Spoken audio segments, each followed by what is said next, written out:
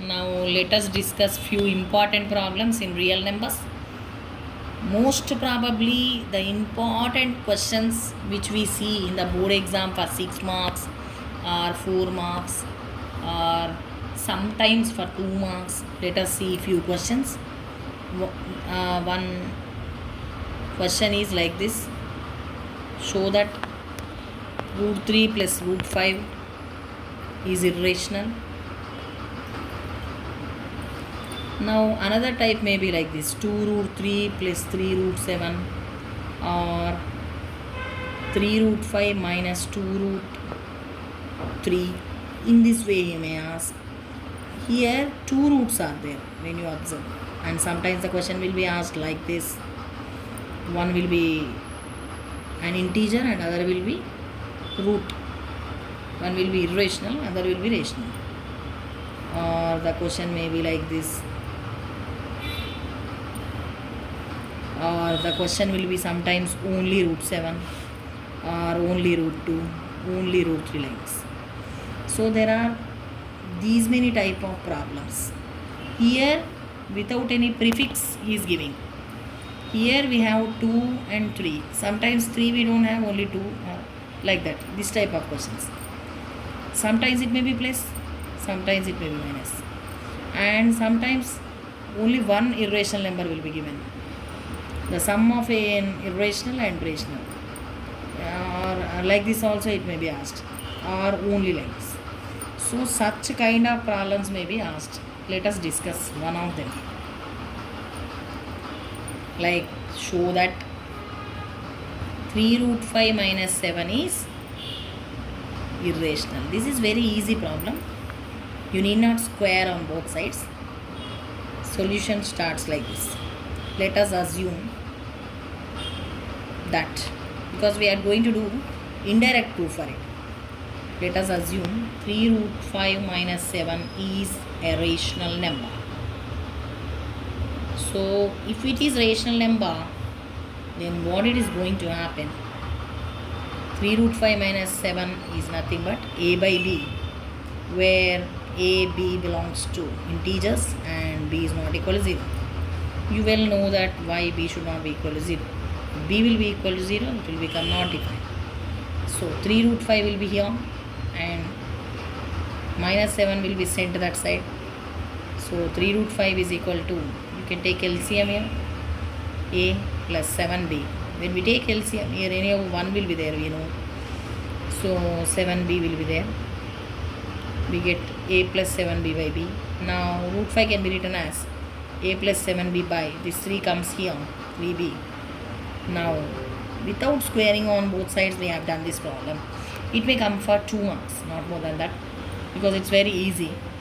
Now what we understand here, that implies root 5 becomes rational, which is impossible.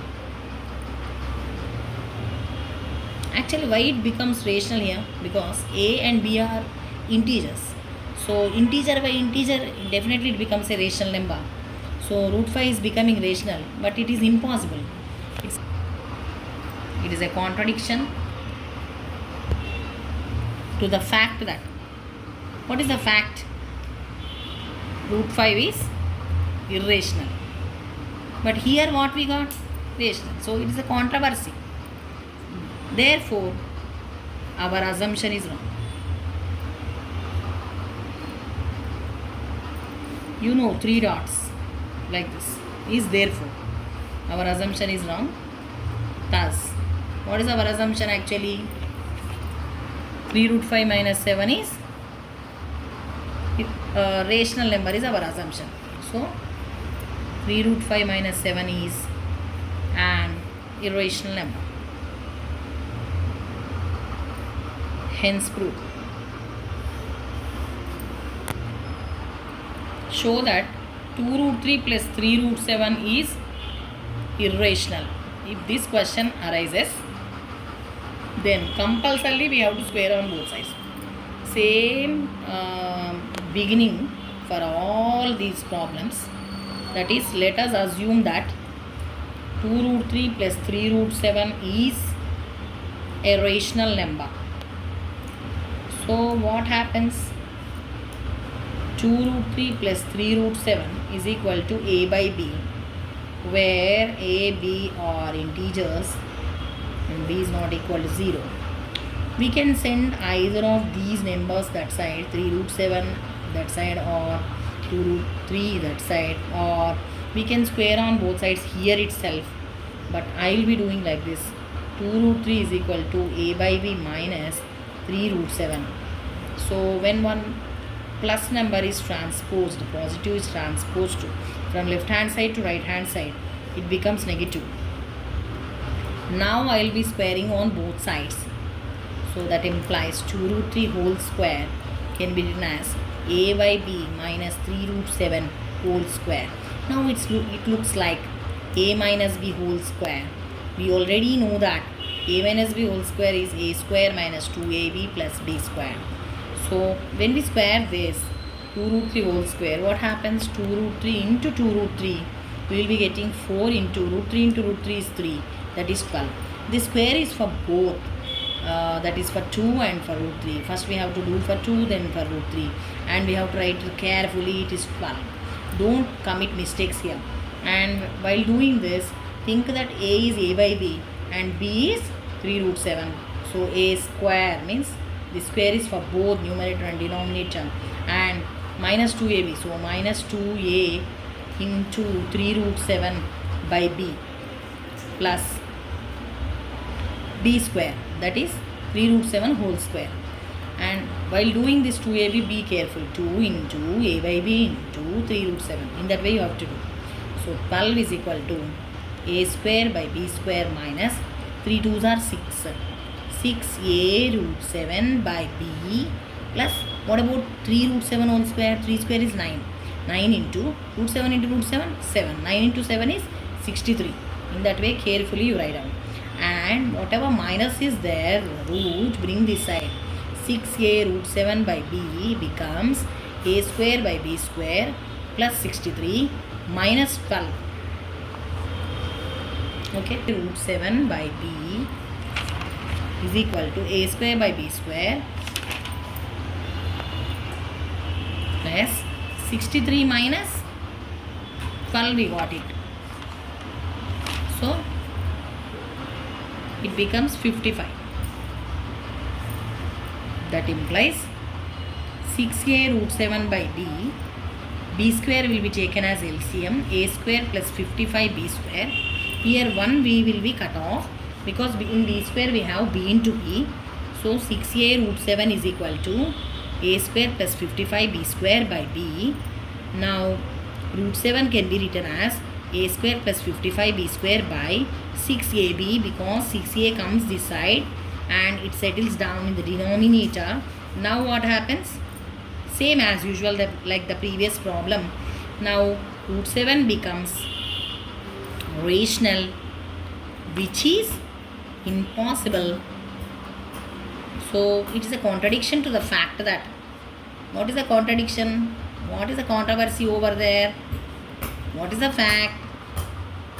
Root 7 is irrational. That is a fact. But what we got here? Rational. So therefore our assumption is wrong. Thus, what can I say now? What is the question? 2 root 3 plus 3 root 7. 2 root 3 plus 3 root 7 is an irrational number. Let us discuss one more problem, like only root 2. Show that root 2 is an irrational number. In order to prove this, what will we do?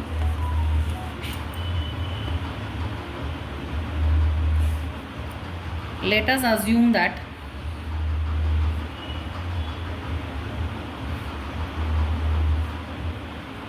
root 2 is a rational number.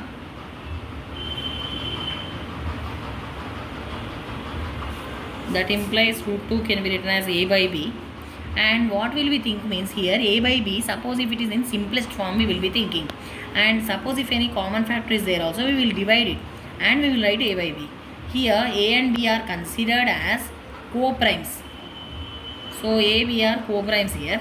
That means there is no common factor of A and B.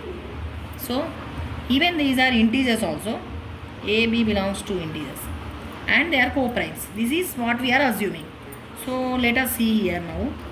A will become root 2B by cross multiplication, and A square will become 2B square because squaring on both sides I will be doing, and for A we will be doing square, and for root 2B square if I do it, root 2 into root 2 is 2 and B square will be getting. So A square can be written as 2B square. Here what is happening? 2 divides A square. So 2 divides A. What is the meaning of this? Here A is 2 is a factor of A square. So 2 will be factor of A also, because suppose 3 is a factor of 81 you think. 3 is a factor of 81 you think. 81 is what? 9 square. So 3 will be definitely a factor of 9 also. We have a theorem. If P is a prime number and P divides A square, then P divides A also. We have a theorem in our textbook. You can just look into that. And here 2 is a factor of A, we have known. That implies A can be written as some 2C for some integer C, and we will do square. A square is equal to 2C whole square. A square is equal to 4C square. Now A square is 2B square we have written here. That is 1 I am putting.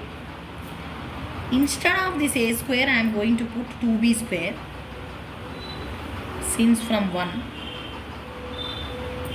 Now that implies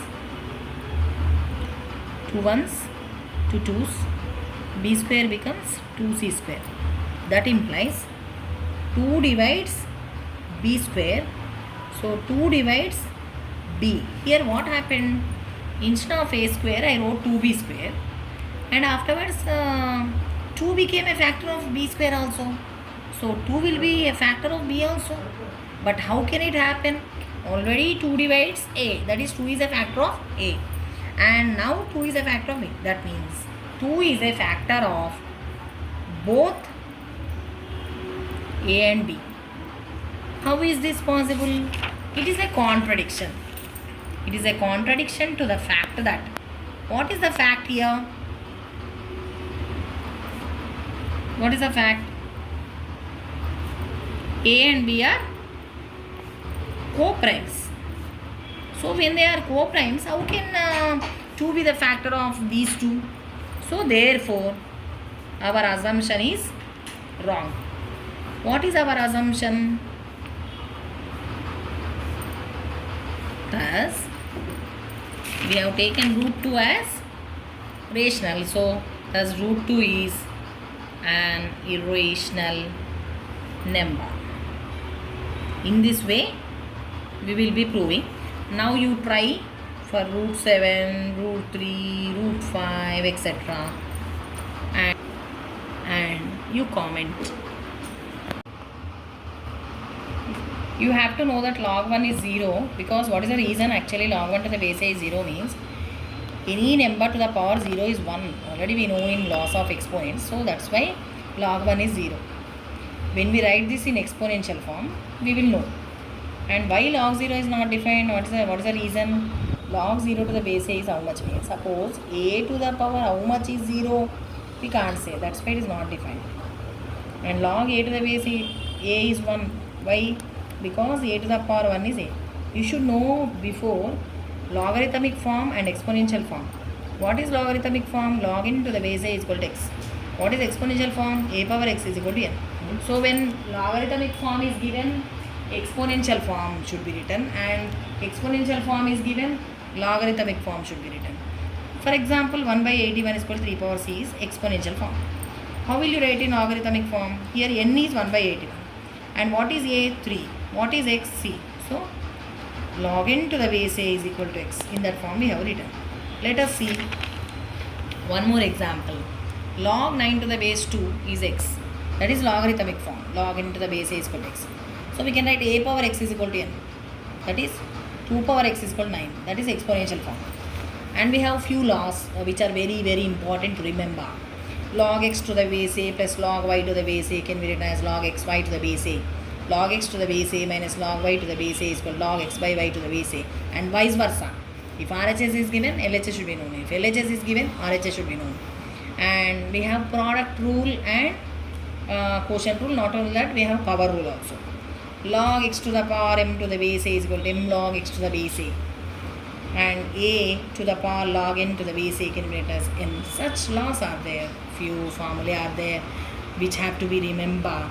And 1.5 is very important exercise. You have to remember many things from that, and all the concepts should be remembered. So keep watching my channel. Let's discuss.